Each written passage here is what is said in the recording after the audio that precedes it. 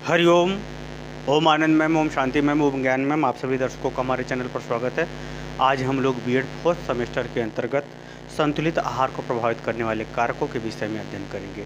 सामान्य रूप से अगर हम संतुलित आहार की बात करें तो संतुलित आहार के अंतर्गत जो विभिन्न पोषक तत्व हैं, पोषक तत्वों की मात्रा और उनका अनुपात भोजन में यदि पर्याप्त रूप से उपलब्ध है उस आयु समूह के अनुसार या खाने वाले के अनुसार, तो कहा जाएगा उस व्यक्ति का भोजन संतुलित आहार के रूप में है। संतुलित आहार के अंतर्गत पोषक तत्व और उसके अनुपातों में का जो अनुपात का जो निश्चित आधार है, उन दोनों में संतुलन स्थापित करना ही मुख्य उद्देश्य होता है, ताकि व्यक्ति के शरीर के लिए, सांवेगिक विकास के लिए, मानसिक विकास के लिए, शारीरिक विकास के लिए पर्याप्त रूप से पोषक तत्व मिल सके और उसके शारीरिक व्यक्तित्व का विकास हो सके। इन सब बातों को ध्यान में रखते हुए ये सब जो है चीज़ें जो है संतुलित आहार के अंतर्गत पढ़ाई जा चुकी हैं पिछले वीडियो में। आप प्ले लिस्ट में जाइए, पिछले वीडियो को आराम से क्रमशः पढ़ते हुए चले आप आएंगे तो हर बातें स्पष्ट रूप से आपको समझ में आती रहेंगी। अब हम लोग इसमें देखेंगे कि संतुलित आहार को कौन कौन से तत्व या कौन कौन सी गतिविधि या व्यवहार प्रभावित करती है, उसको हम लोग। पहला है पर्याप्त पौष्टिकता। जैसे आप पौष्टिक भोजन कर रहे हैं लेकिन शरीर को जितनी मात्रा की ज़रूरत है उस पौष्टिकता की, अगर उतनी मात्रा नहीं मिल रही है तो आपका संतुलित आहार प्रभावित हो रहा है। जैसे आपको कार्बोहाइड्रेट से जितनी ऊर्जा मिलना चाहिए, अगर कार्बोहाइड्रेट्स वो पदार्थ भोजन कर रहे हैं लेकिन उतनी ऊर्जा नहीं मिल रही है जितनी मिलना चाहिए उस व्यक्ति को या उस बालिका को या बालक को, अगर उस आयु के अनुसार उसको उतनी ऊर्जा नहीं मिल पा रही तो वो संतुलित आहार नहीं है। यानी पर्याप्त पौष्टिकता उस आयु समूह के या भोजन करने वाले को अगर मिल रही है पर्याप्त पौष्टिकता, तो समझिए कि संतुलित भोजन है। अगर पर्याप्त पौष्टिकता नहीं मिल रही है तो वह जो है संतुलित आहार नहीं माना जाएगा। और दूसरा, अगर हम बात करें आर्थिक उपलब्धता, मनुष्य के जीवन में पैसे की क्या उपलब्धता है, इस पर भी पौष्टिक आहार निर्भर करता है। जैसे बहुत से ऐसे हैं पौष्टिक आहार के जो स्रोत हैं, जैसे अखरोट है, काजू है, बादाम है, पिस्ता है, अन्य जो बहुत महंगे महंगे जो पदार्थ हैं जो हमारे शरीर के लिए विटामिन्स के निर्माण में काम महत्वपूर्ण आते हैं, तो या ऊतकों के निर्माण में बहुत महत्वपूर्ण काम आते हैं, तो महंगे महंगे होने पर उस अवस्था में अगर नहीं उपलब्ध हो पाता है या आर्थिक कारणों से नहीं उपलब्ध हो पाता है तो संतुलित आहार नहीं है। यानी हमारा आर्थिक स्थिति भी भोजन के खाद्य पदार्थ के संतुलित और असंतुलित होने में महत्वपूर्ण कारण होता है। उसी तरह से उच्च वर्ग, मध्यम वर्ग, निम्न वर्ग के अनुसार भी विभिन्न प्रकार के खाद्य पदार्थों में अगर विभिन्नता रखा जाए तो उसे संतुलित भोजन मिल सकता है। परंतु यदि आपके पास पैसा ही नहीं है तो आप कैसे उसको बना सकते हैं या कैसे उसका प्राप्त कर सकते हैं। जैसे अगर कहा जाए कि सेव न मिले तो अमरूद ही काम कर जाएगा, और अमरूद ही न मिले और आपके पास पैसा भी न हो सेव खरीदने के लिए, तो फिर क्या होगा, आप संतुलित भोजन या संतुलित आहार नहीं कर पाए। यानी आर्थिक उपलब्धता भी संतुलित आहार को प्रभावित करता है। नहीं पैसा है तो फिर आप असंतुलित भोजन करेंगे, पैसा पर्याप्त है तो संतुलित आहार आप प्राप्त कर सकते हैं, उसको आप खरीद सकते हैं। अगला रुचि। जैसे आदमी है, उसको जो चीज़ पसंद है वो तो खा लेगा, वो तो तत्व की पूर्ति हो जाएगी, लेकिन जो चीज़ उसको नहीं पसंद है उसको नहीं खाएगा तो क्या संतुलित आहार माना जाएगा? नहीं, क्योंकि शरीर में एक ही पोषक तत्व की नहीं, मूल रूप से तो 6 पोषक तत्वों की लगातार ज़रूरत तो पड़ती ही है। साथ में अगर हम बात करें कि आपकी रुचि विशेष की है, आप किसी विशेष भोजन में आपकी आसक्ति ज़्यादा है, तो वह पोषक तत्वों से संबंधित पोषक तत्वों की तो पूर्ति हो जाती है।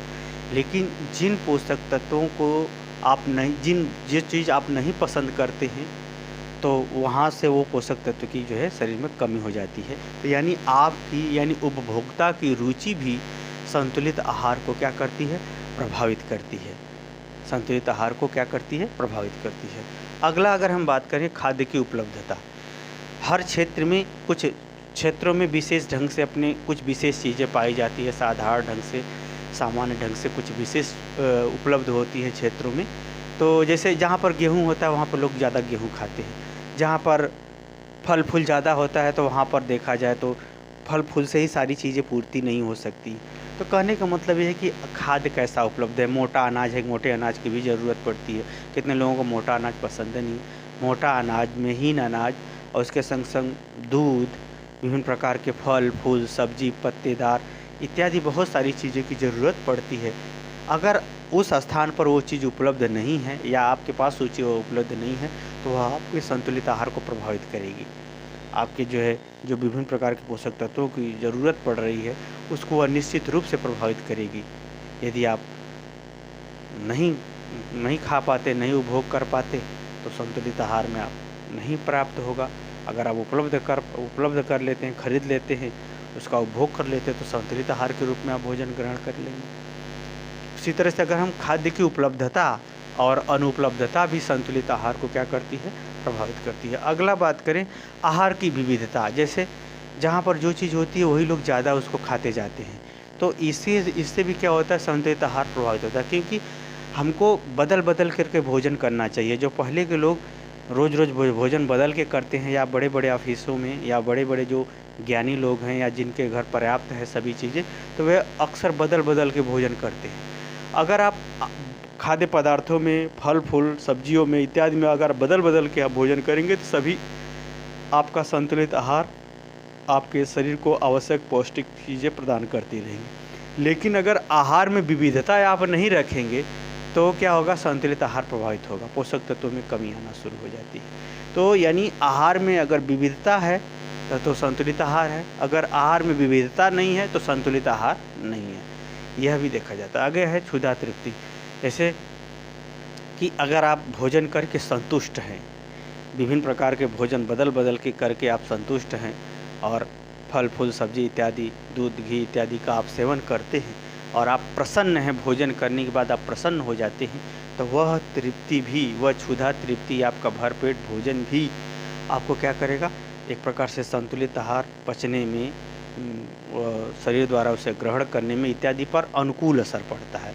यानी आप भोजन करके संतुष्ट होते हैं तो एक प्रकार से सोचिए संतुलित आहार जो उसके पोषक तत्व है आपको शरीर में पर्याप्त रूप से अवशोषित होते हुए प्राप्त हो जाते हैं। परंतु यदि आप क्षुधा संतुष्टि यदि भोजन करके भी आप संतुष्ट नहीं हैं तो वह जो है हमारे संतुलित आहार या हमारे शरीर के लिए जो आवश्यक पोषक तत्व हैं उनका उतना अवशोषण नहीं करती है, जिसके वजह से असंतुलित आहार हो जाता है। तो जितना आप भोजन करके आप संतुष्ट होते हैं वह संतुलित आहार को प्रभावित करता है, असंतुष्ट होते हैं तो भी वह असंतुलित आहार को रूप बन जाता है। इस प्रकार से जो है संतुलित आहार को विभिन्न प्रभावित करने वाले कारक हैं, सामान्य रूप से व्यवहारिक ही है। आप लोग समझ गए होंगे, समझ गए कमेंट बॉक्स में जरूर बताइए।